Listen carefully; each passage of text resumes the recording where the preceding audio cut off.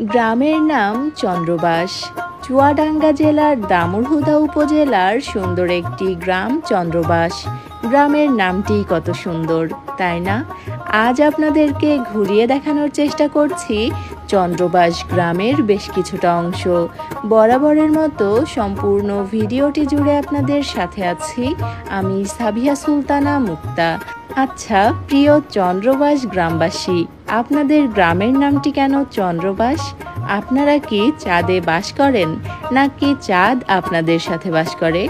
আপনারা যারা চন্দ্রবাস গ্রামের বাইরে রয়েছেন তাদের কাছে চন্দ্রবাস নামটি অনেক পরিচিত লাগছে না?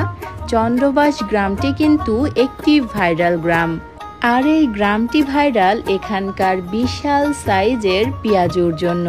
যদিও সেটা আমার এখনো টেস্ট করা হয়নি বা সরাসরি দেখাও হয়নি।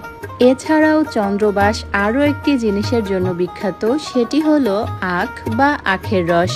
চন্দ্রবাস গ্রামের এই রাস্তাটি ধরে বেশ কিছুটা যাওয়ার পর রাস্তার পাশেই চোখে পড়বে বেশ কয়েকটি আখের রসের দোকান।